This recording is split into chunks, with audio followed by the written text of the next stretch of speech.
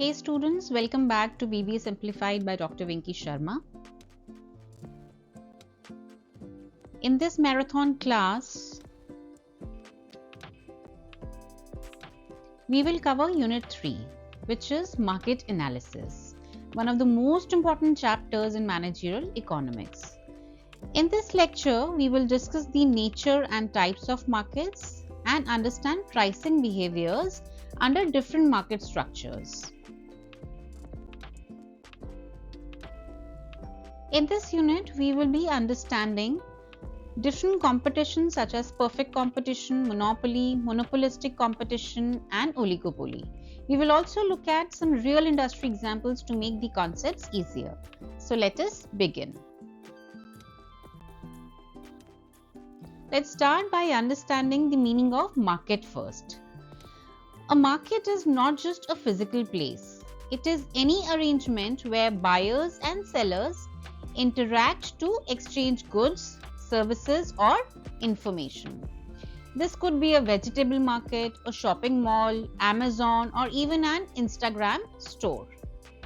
For example, we see Flipkart is a digital market that connects sellers from all over India to the buyers nationwide.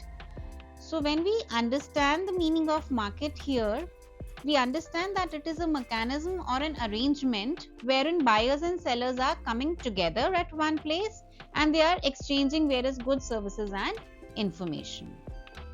Right? We do not require any physical place these days with the advent of digital platforms which are very in and are easy to transact in.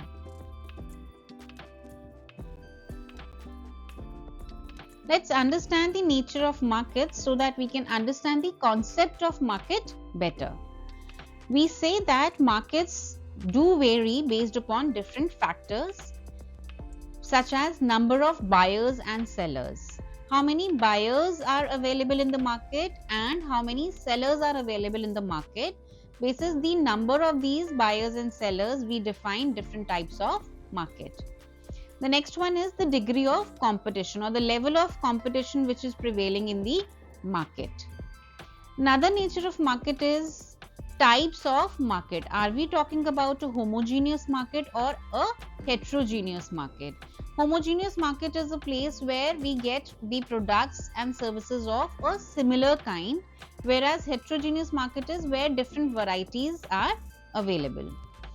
Then we also understand the concept of market by understanding the barriers to the entry into the market.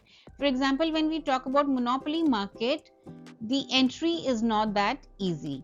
So we have to also consider and understand that what are the various barriers in order to enter into a particular type of a market. Then we talk about the control over the price. How much control on the price does the sellers have or whether the buyers have. So this control over price also define different types of markets.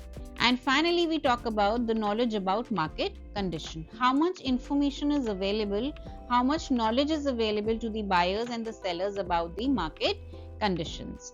These features determine whether a market is highly competitive or dominated by only few players.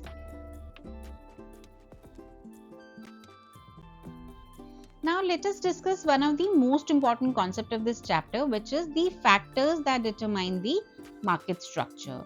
These factors that we are going to talk now, they actually decide whether a market becomes a perfectly competitive market, a monopolistic or monopolistic competitive market, or a oligopolistic market.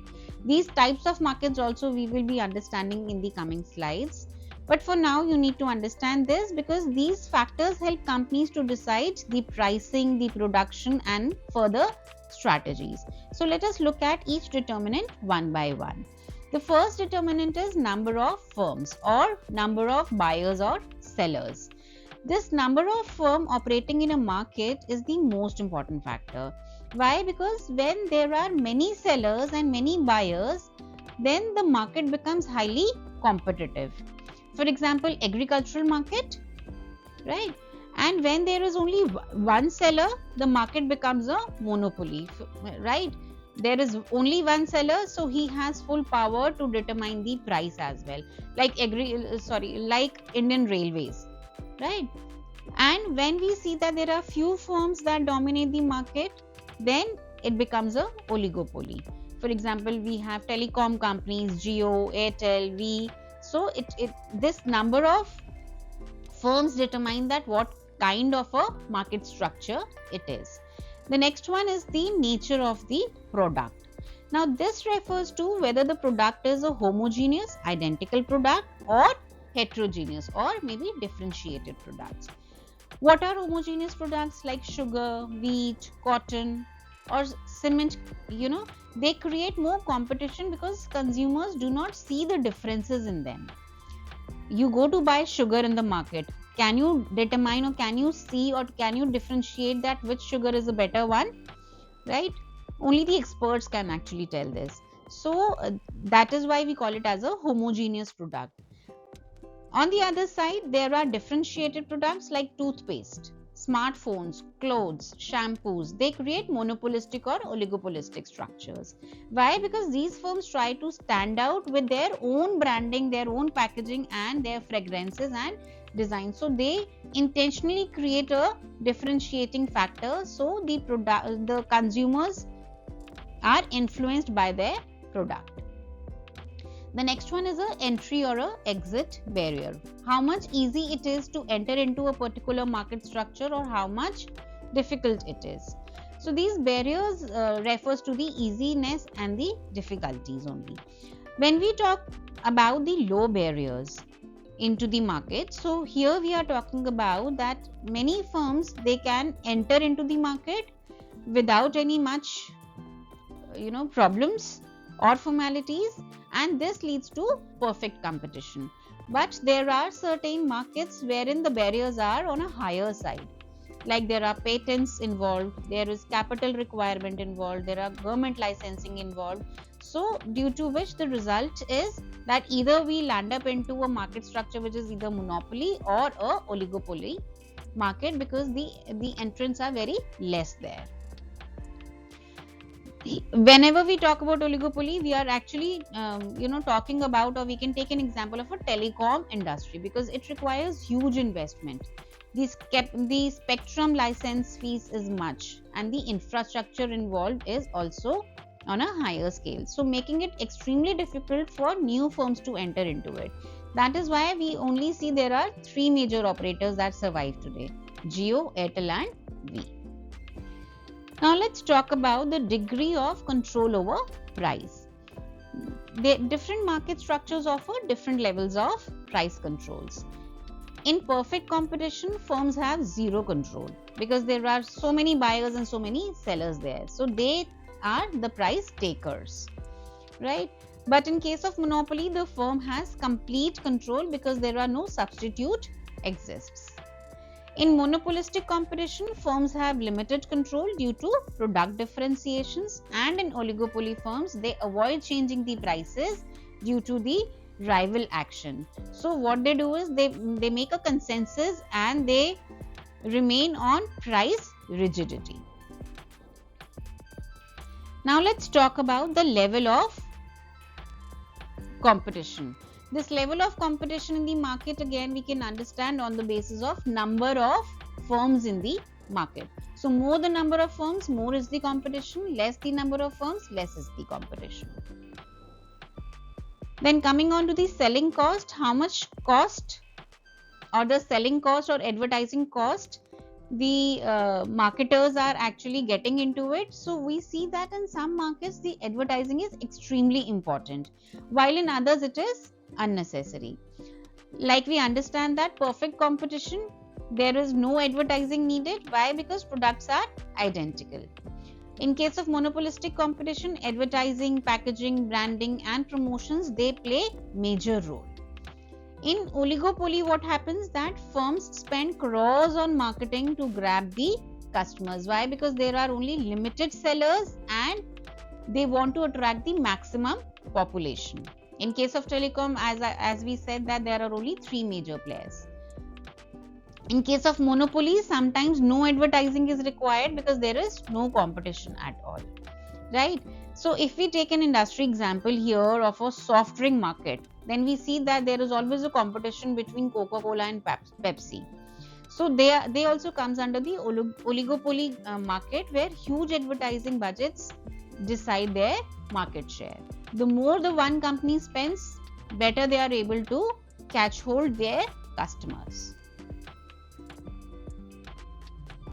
So here we have understood that the market structure depends on various factors, and by analyzing these factors, companies then decide that how do they compete in the market and how do they set their prices in the market. Now we'll be talking about and understanding actually these types of markets. We'll see the classification of the markets and we'll be moving ahead one by one. When we talk about classification of market, we see that markets are classified on two criteria. First is based on the competition and the other is classified on other factors, other small or minimal factors. The first is based on competition, wherein we see that what kind of competition exists in the market. Like we had just discussed in the previous slides, there is perfect competition, monopoly, monopolistic competition and oligopoly. We'll be talking about these markets in detail in the coming slides. Then there are other factors also, like we have local versus national market, wholesale versus retail market, regulated versus unregulated market and physical versus digital markets. These classifications are easy to understand because these are the very common terms that we generally all understand, and we have been hearing and dealing with these kinds of market in the layman language as well. But as an economist, we all must be aware about these different classifications. So we will understand these markets in the upcoming slides. Let's begin with the perfect competition. Now with every market we will be talking about three factors. We'll first understand the meaning of that market, we will see different features of that market, and then finally we will see that how pricing are determined under those competition.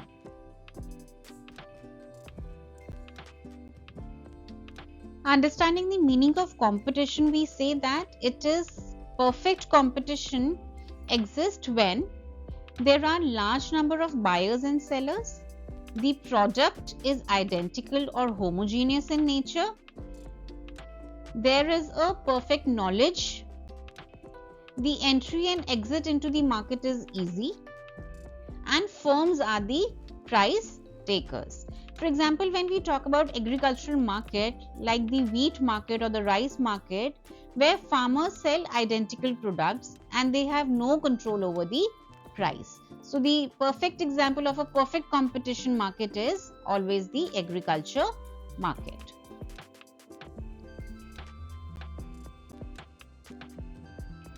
Understanding the features of perfect competition, it is said that perfect competition operates with many sellers competing with each other. So there are large number of firms here. There is a single uniform price, no selling cost, there is again free entry and exit, there is a perfect mobility of resources, the resources are easily available, and the firm is always a price taker. Why? Because there is a lot of people who are selling the same product and there are a lot of buyers also who wants to buy that product. So it is said that they are the price takers.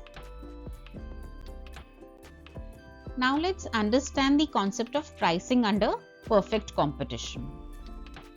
In a perfectly competitive market, no single firm has any influence over the price. Why? Because there are too many sellers and all of them sell identical products. Right? So if one firm tries to change even a little more, customers will simply switch to another seller. Therefore, in perfect competition, what happens? The price is determined by the industry and not by any individual firm. The entire industry, meaning all the buyers and all the sellers together, they will sit together, decide the price through the demand and supply forces. Now let's break this down into two parts. First, understand that how industry determines the price. We will look at this graph to understand it better. Now in this graph, the industry shows the market demand and the market supply, where the demand curve intersects the supply curve, which is this point. We get the equilibrium, that is PE and QE. This point where the demand and supply curve is intersecting, this is the equilibrium, and so we are getting an equilibrium of QE and PE. This is the only price at which the market clears, meaning the quantity buyers want is equals to the quantity sellers want to supply. Imagine the wheat market in Uttar Pradesh. So what is happening here? Thousands of farmers bring their wheat to sell, and there are thousands of buyers, like we have shopkeepers, mill owners who wants to buy the wheat. Now the price of the wheat for that day is fixed on the basis of the total demand and total supply. Not even a single farmer changed the market price. Now let's understand this curve where individual firm accept the market price, and that is why we say that here the firms are price takers. Once the industry sets this price, this equilibrium price, each firm must accept this price, and the firm's demand curve become perfectly elastic here. And we see that there is a horizontal line at the market price. Right? This means that the firm can sell any quantity at the market price, but cannot sell even one unit at a higher price. For example, there is a vegetable seller in a crowded mandi. He cannot even change rupees 50 for tomatoes when every other seller is selling it at rupees 40. And even if he tries to increase his price, the consumers will do what? They will immediately walk away and switch to the one who is selling it at rupees 40. So what exactly are we generating the output decision here? We say that the firms produces where our MR is equals to MC, where MR is marginal revenue and MC is marginal cost. So since the price is fixed, so we say that MR is our price. Now what the firm has to do to meet up their profits or to meet up their cost? So the firms adjust its output until the cost of producing one more unit, that is MC, equals to the revenue from selling that unit, that is MR, until MC becomes the marginal revenue or is equals to the price at which the firms are selling the product. Now in case the MC is less than MR, so what should the firms do? They should increase their output. If we say that MC is more than MR, then the firm should reduce the output, and wherever they see that MC is equals to MR, the firm is at a profit maximization, and that is the only thing that the firms should do. I hope this pricing under perfect competition is understood. This is the equilibrium where the firms are taking the price from the industry. This is the equilibrium where the industry is determining and fixing its price. And the firms should produce wherever they see that their marginal revenue is equals to the marginal cost. Now let's understand that what type of a market is a monopoly market. Now let's understand the meaning of monopoly first. We say that a monopoly exists when only one seller supplies the entire market and there is no close substitute for the product. There is only one seller that controls the entire supply, and also there is no close substitute of that product. For example, Indian Railways, local electricity suppliers, they face no direct competition.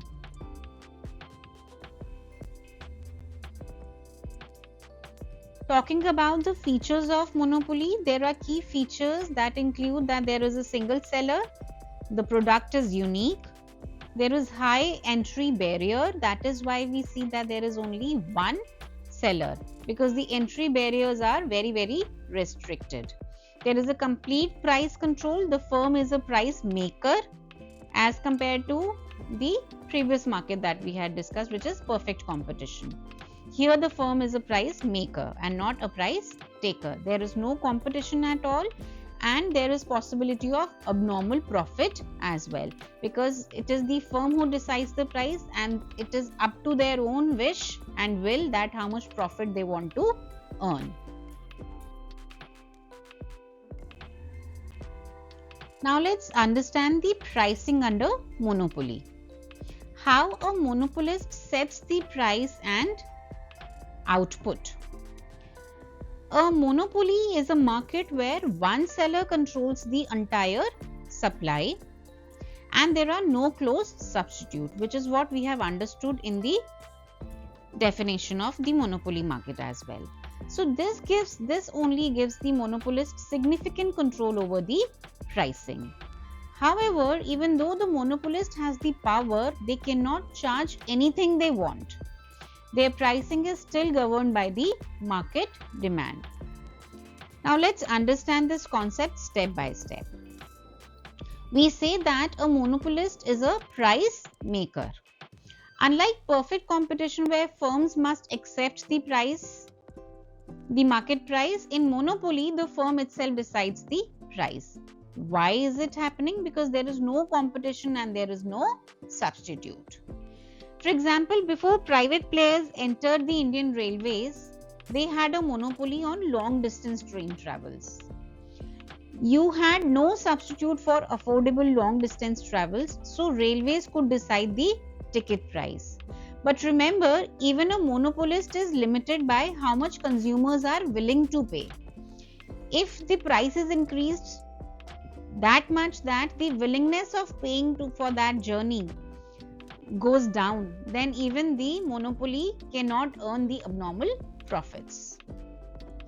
The second thing that we need to understand here is that the monopolist faces a downward sloping demand. So the demand is always a downward slope, right? Since the entire market demand belongs to the monopolist, the firm's demand curve is the market demand curve. तो जो firm का demand curve है वही market का भी demand curve है. What does it implies? It implies that to sell more quantity, a monopolist must reduce the price. अगर अपनी quantity बढ़ानी है तो फिर firm को अपना price reduce करना पड़ेगा. And if the firm increases the price, the quantity demanded will fall down. So the monopolist cannot arbitrarily raise the price. They must consider the consumer demand sensitivity, right? For example, Google ads, they are near to monopoly power in online advertising. But if price rise are too much, then advertisers would shift to the alternatives, like we had Meta ads these days or Amazon ads these days, right? So this price has to be determined keeping in mind the consumer sensitivity. Now let's talk about what happens to the MR and MC. How does the firm sets the output, right? Because of the downward demand curve, the monopolist MR falls faster than the price. And now why this is happening? Because if the monopolist lowers the price to sell more units, the lower price applies to all units sold, not just the last one. Thus the MR becomes less than the price. So this is why the MR curve lies below the demand curve. हमारे demand curve के नीचे हमारा MR curve आता है. So this is the reason that why MR curve is below the demand curve. How does the profit maximization rule works? Like in perfect competition, we said that the profit maximization is only at a place where MR is equals to MC. In monopolistic, they choose the output again where MR is equals to MC. This is the universal rule for maximum profit regardless of the market type. So this is something that you should be remembering all the time. Once the monopolist gets the equilibrium here, once they get the equilibrium, then the quantity is MR is equals to MC. So they go to the demand curve to find the highest price, which is where they see that where the demand curve comes, and so they move upward and see that what could be the maximum price. अगर इस demand curve के ये ऊपर चले जाएंगे अपना price set करने के लिए, then they will see that the demand of the product will fall down. So this is the maximum price wherein the monopolists can set their prices. So this is the price that consumers will pay for the quantity. So output is chosen where MR is equals to MC and price is determined on the demand curve at that quantity. So the monopolist never uses MR curve to find the price, right? The MR gives the quantity and demand curve gives the price. Here the MR, for example, in perfect competition we said that MR is equals to the price, right? But here the MR is not giving us the final price, it is the demand curve that is giving us the final price, because here is the MR and the final price is determined here where it is meeting up with the demand curve. Now what happens, the monopoly market and the price of a monopoly market and the price of the perfect competition. In monopoly we see that the price is higher, the output is lower, the consumer choice is limited and there are abnormal profits here. These are the profits, right?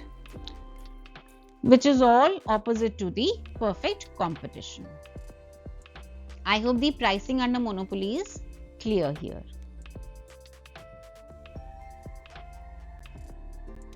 Now we'll move on to understand that what is monopolistic competition.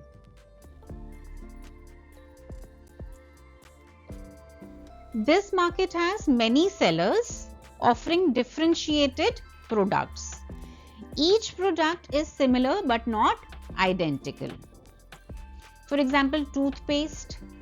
There are brands like Colgate, Pepsodent, Close-Up, shampoos, brands like Clinic Plus, Sunsilk, fast food outlets like Domino's, Pizza Hut. So what they are doing, they are selling the same product but not the identical products.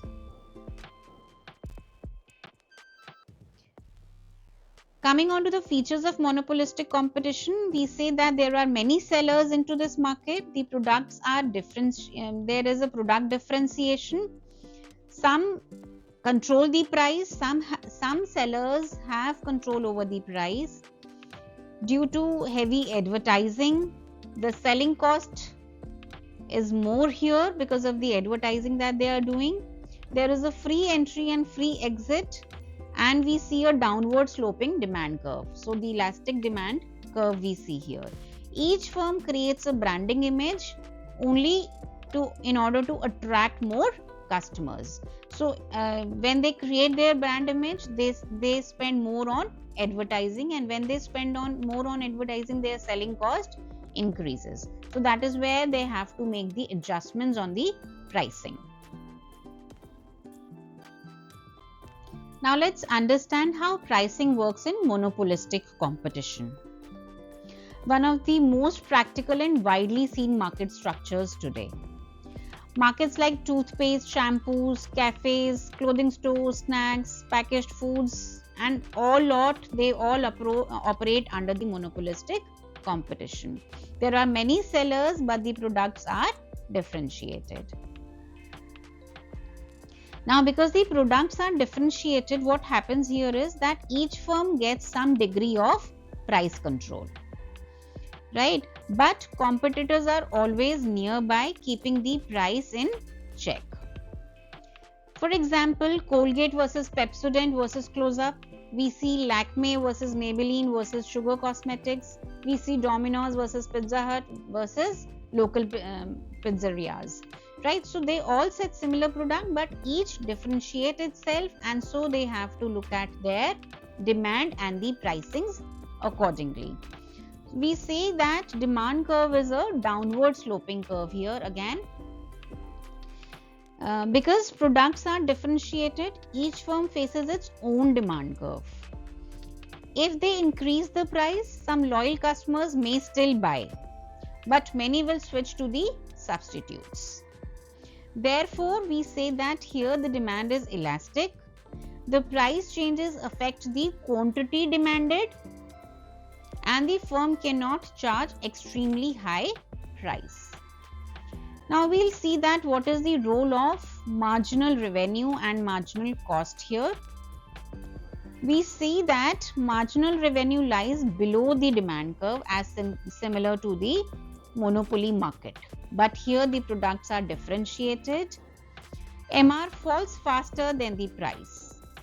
MR curve lies below the average revenue demand curve. And this is actually very similar to the monopoly but is weaker because of the competition exists. In case of monopoly, we had seen one another thing, which is no substitute available. And in case of monopolistic, everything is similar, but with that point where we say that lots of substitutes are available, a lot of competition is available in the market. So how a profit maximization firms produces? They produce again where MR is equals to MC. As discussed, that this is the universal thing in any type of a market. Just like other market structures, they maximize their profit where MR is equals to MC. This point gives the profit maximization output right here. But the price is determined again not by MR but from the demand curve. This demand curve will only determine the price. So the output is chosen at MR is equals to MC and price is chosen on the demand curve at that quantity. This is the profit here. So you see the difference between the profit that monopoly is earning. It was somewhat this much. And in case of monopolistic, the profit is only this much. And this is again exactly like monopoly pricing, but with the competition limiting the price range and limiting the profit generation as well. I hope this pricing under monopolistic competition is understood. If not, do go back and revise it again and again, because these are very important questions that generally comes in the examination. Now we'll talk about the oligopoly market. We say that oligopoly exists when a few large firms dominate the market and each firm's decision affects others.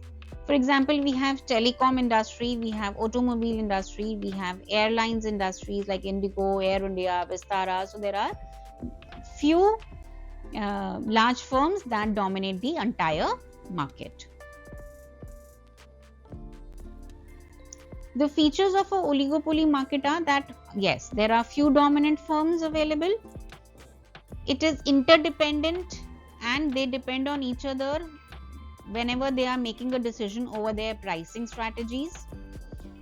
The entry barriers are very high here. It is a non-pricing competition.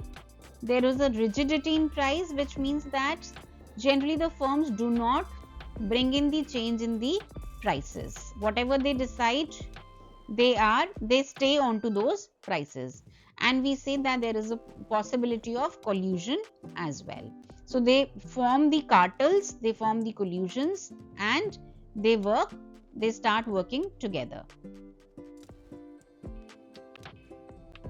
Now we'll understand the pricing under oligopoly market. We say that again, it is a market structure that dominates modern industries such as telecom, airline, automobile, steel, cement, FMCG giants.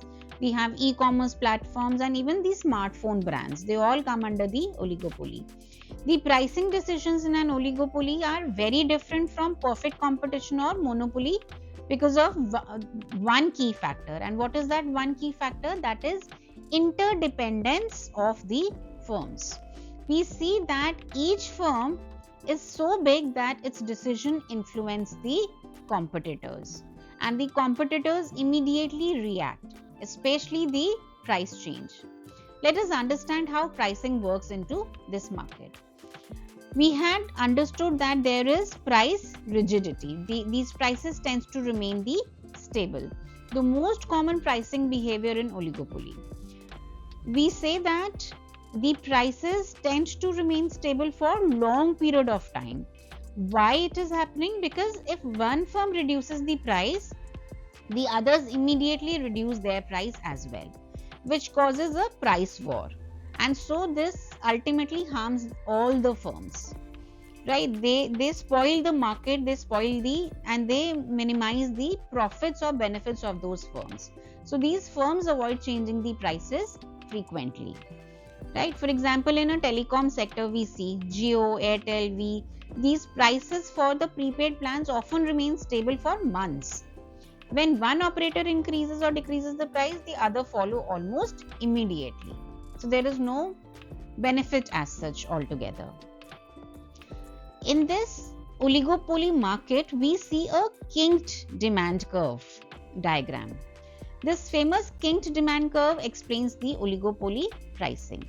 It slopes down and then it stables. It slopes down and then it stables. So if a firm raises its price, competitors do not follow. So the firm loses the customers. We understand this. If a firm cuts its price, competitors immediately match the price. So the firm gains nothing. Therefore, it creates a kink, a sharp bend on the demand curve. There is a sharp bend we see. For example, here the prices were going and the changes have made. Immediately, once the changes are made, the other competitors will start following. So there is no gain as such, even if the prices are dropped. The marginal revenue curve has a gap or a discontinuity which leads to the price rigidity. We see a gap here. There is MC and MC2. Right? This means even if cost changes, price still remains stable, and this is why petrol and telecom prices, they do not change frequently. Now a question comes that why firms avoid price wars here? I think now it is understood that oligopoly firms know that price wars only reduce the profit for everybody. It will spoil the entire market's profit. If one firm will reduce the price, other matches the price. Market share remains the same and profit for all firms decreases. Hence, what does the firm prefer? They prefer that there is no pricing competition. They remain stable onto their pricing. Their market segment remains stable, and there is a product differentiation that they try to maintain all the time. For example, when we talk about Coca-Cola and Pepsi, they rarely reduces the price aggressively. Instead, what they do is they compete through the marketing, the flavor variations, the packaging, the celebrity endorsements, and the promotions. This is what is in their hand to bring in the differences.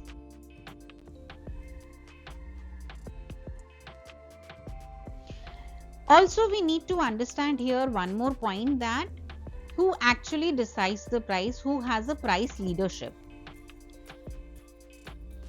Understood here that any one big firm, usually the dominant firm, it sets the price and the other firms follows him. For example, in aviation sector, we see that if Indigo increases or decreases the fares on certain routes, other airline adjust their fares accordingly. Right? Now we will look at a comparison table and we will see the comparison of all the market structure. Under this comparison, we see that for perfect competition, monopoly, monopolistic and oligopoly, when we talk about number of firms, we have understood that perfect competition has many firms, monopoly has only one, monopolistic has many, and oligopoly only has few. When we come on to the product is homogeneous under perfect competition. Under monopoly, it is unique. Monopolistic, it is differentiated, and oligopoly, it is both homogeneous and differentiated. Coming on to price control, we see that under perfect competition, nobody controls the price because they are the price takers. Under monopoly, there is a full control over the price because they are the price makers. Under monopolistic, there is some control over the price, and in oligopoly, it is moderate. When we talk about entry barriers, there is no barrier in perfect competition. There is strong barrier in monopoly, low barrier in monopolistic, and high barrier in oligopoly. Talking about selling cost, under perfect competition, the selling cost is nil. Monopoly, it is low. Monopolistic, it is high. And in oligopoly, it is very high. And when we talk about competition, it is highest in perfect competition. There is no competition at all in monopoly. There is moderate in monopolistic, and there is limited competition in oligopoly. So if we remember these features, we will be able to elaborate each type of competition and each type of market structure basis these features.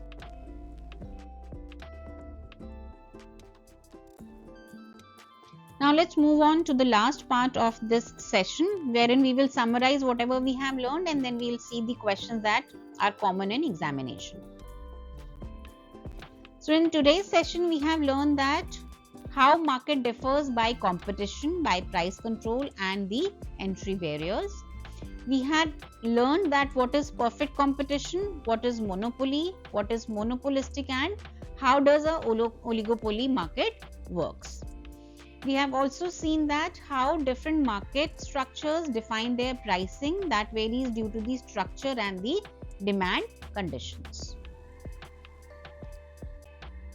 Questions that have been coming in the previous year examinations are: explain perfect competition and its feature, how is price determined under monopoly, differentiate between monopoly and monopolistic competition, a very common question, discuss characteristics of oligopoly, explain pricing strategies under different market structures. So here we can draw a table differentiating all the market structures, and what are the main market classifications.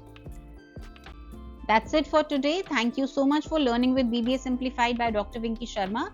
In the next video, we will be touching on Unit 4 pricing. Do like, share and subscribe for more marathon classes. Thank you so much for watching.